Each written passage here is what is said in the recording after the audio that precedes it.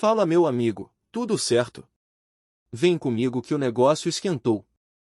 Hoje começaremos falando de Matheus Gonçalves, que entrou no jogo entre Flamengo e Atlético Mineiro e teve bom aproveitamento. Depois falaremos das estreias de Saul, Emerson Royal e Samuel Lino. Por fim, sobre o cancelamento da partida. Só que antes de mais nada, não deixe de curtir, comentar e se inscrever no nosso canal, pois isso é muito importante, pois fortalece a corrente rubro-negra e faz o Flamengo cada vez maior e mais forte. Agora, vamos às notícias. Na derrota do Flamengo para o Atlético Mineiro pela ida da Copa do Brasil, um nome ganhou destaque em meio à frustração do resultado: Matheus Gonçalves. Titular em campo e quase negociado recentemente, o jovem meio-atacante de apenas 18 anos saiu do Maracanã com elogios da torcida e com a sensação de que, naquele momento difícil, a opção pela sua escalação foi acertada. Em meio à decisão de poupar jogadores como Arrascaeta, Bruno Henrique e Jorginho, Felipe Luís surpreendeu ao dar a vaga de titular justamente para Matheus. Um jovem da base que, por pouco, chegou a ser encaminhado para o Cruzeiro. Mas a resposta foi dada em campo. Com personalidade, movimentação inteligente e intensidade, ele se mostrou participativo e confiante durante os 90 minutos. Nas redes sociais, a torcida rubro-negra reagiu com entusiasmo. Comentários como "joga muito", "tem que ter mais minutos" e "Matheus Gonçalves foi o melhor do Flamengo no primeiro tempo" se multiplicaram em plataformas como o X. O carinho da nação foi ainda maior ao relembrar que Matheus veste o manto desde os 12 anos, e agora prova que pode brilhar de verdade no time principal.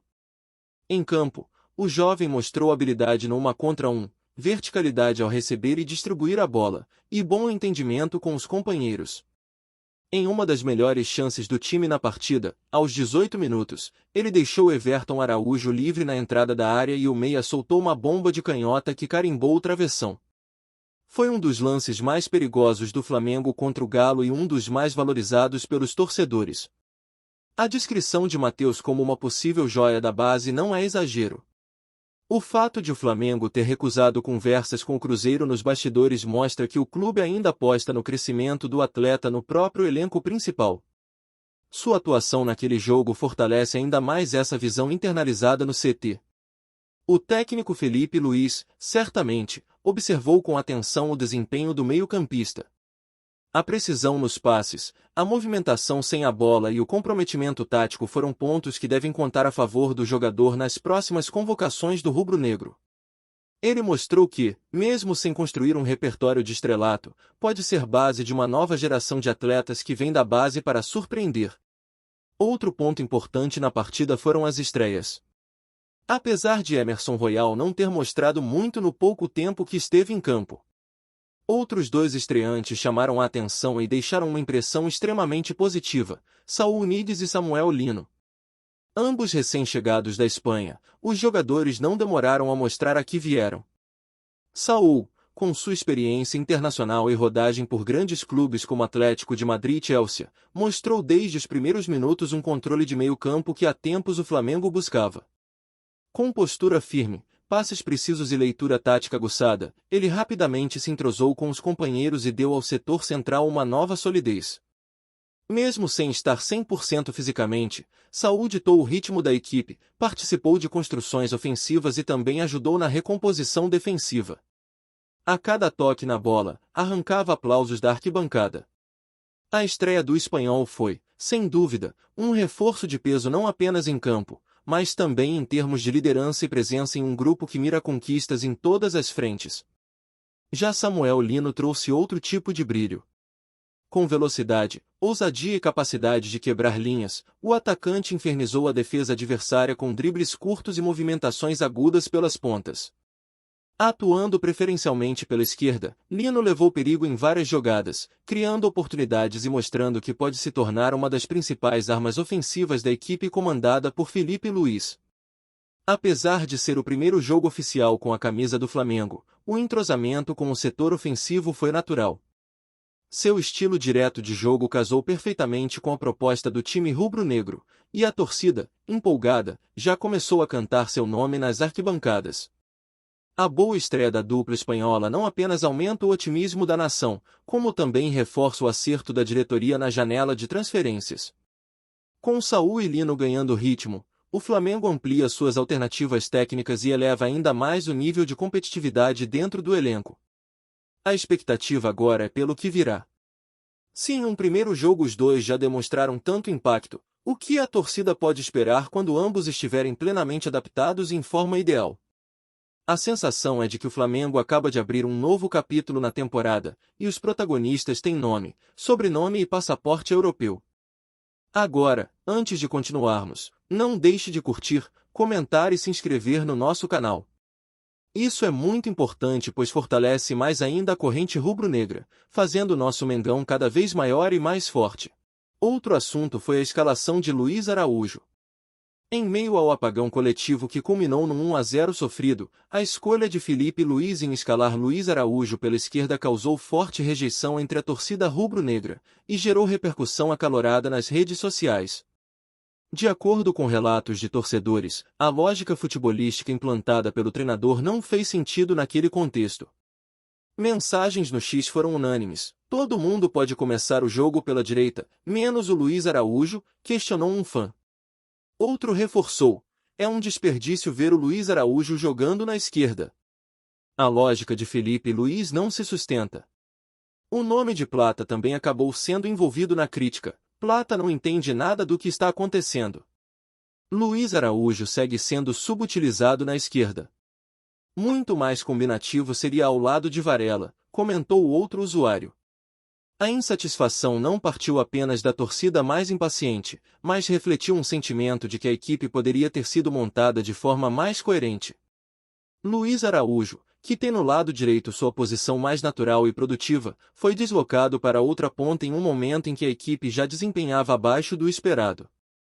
O resultado desse experimento tático deixou nítido que a movimentação não foi bem aproveitada e contribuiu para a apatia ofensiva do time.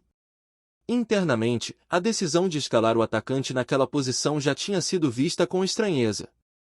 Luiz Araújo, apesar de fazer parte do grupo há pouco tempo, é reconhecido por sua velocidade, capacidade de quebra de linha e entrosamento com os laterais, atributos que ficaram menos evidentes ao atuar pelo lado onde tem menos influência.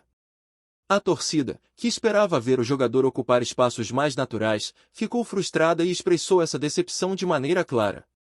Mesmo em meio à decepção pela derrota e ao clima de tensão, o foco agora volta ao Brasileirão.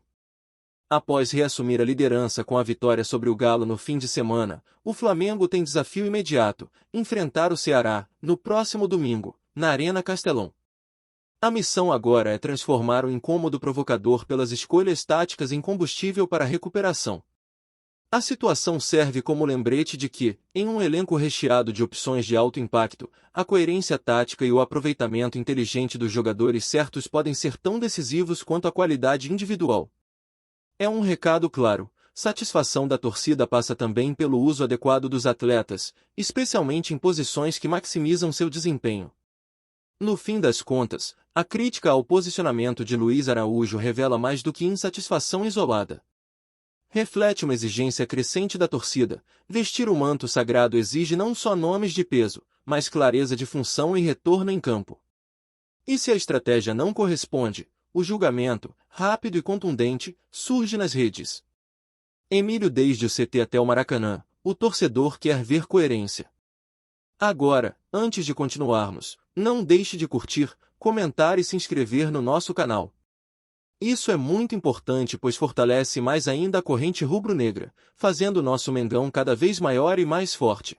Em 18 de julho de 2025, o Superior Tribunal de Justiça Desportiva aplicou a Dudu, atacante do Atlético Mineiro, uma pena de 6 partidas de suspensão e multa de R$ 90 mil por ofensas consideradas misóginas à presidente do Palmeiras, Leila Pereira, com execução imediata da punição. 2 dias antes da partida de ida das oitavas da Copa do Brasil contra o Flamengo, o recurso do Atlético que buscava reduzir a pena foi colocado em pauta, mas a sessão do Pleno precisou ser interrompida quando a auditora relatora passou mal, empurrando o julgamento para data ainda indefinida. Na mesma noite, a própria relatora expediu decisão monocrática concedendo efeito suspensivo parcial. Dudu continuaria impedido de atuar no Brasileirão, mas ganharia liberação provisória exclusiva para a Copa do Brasil beneficiado por essa liminar. O atacante foi relacionado para o duelo do Maracanã e figurou entre os suplentes, aparecendo na súmula oficial apesar de não ter saído do banco. Todo o ponto de atrito está aí. O artigo 214 do Código Brasileiro de Justiça Desportiva prevê punição de perda do número máximo de pontos de uma vitória, ou, em mata-mata, eliminação direta, quando um clube inclui na equipe, ou faz constar da súmula, atleta em situação irregular. Se o Pleno, ao voltar a reunir-se, derrubar a liminar ou confirmar a suspensão integral de Dudu, a presença do jogador na súmula da partida de 31 de julho passará a configurar inclusão irregular. Nesse cenário, o Flamengo poderia protocolar uma notícia de infração dentro do prazo de 2 dias úteis, pedir a aplicação do artigo 214 e requerer efeito suspensivo ativo para paralisar a competição até o julgamento. A jurisprudência pesa a favor dessa estratégia. Em 2013 a Portuguesa foi rebaixada e o Flamengo perdeu 4 pontos porque Everton e André Santos, respectivamente, entraram em campo quando estavam suspensos. Em ambos os casos o STJD concluiu que constar na súmula bastava para caracterizar a infração. Guardadas as proporções, o uso que o Atlético fez da liminar monocrática, ainda não chancelada pelo colegiado, deixa espaço para o mesmo tipo de interpretação. Se a Corte invalidar a decisão individual que liberou Dudu, o duelo Flamengo 0 multiplicação 1 Atlético tende a ser anulado do ponto de vista jurídico, o que significaria eliminação do Galo e, por reflexo direto, classificação automática do Flamengo sem depender do resultado em campo. Em resumo, jogo cancelado por irregularidade do jogador seria benéfico para o Flamengo, mas possivelmente esse assunto não deve se estender. Enquanto isso é garantir no campo no jogo da volta na Arena do Galo. Agora, antes de continuarmos, não deixe de curtir, comentar e se inscrever no nosso canal. Isso é muito importante pois fortalece mais ainda a corrente rubro-negra, fazendo nosso Mengão cada vez maior e mais forte.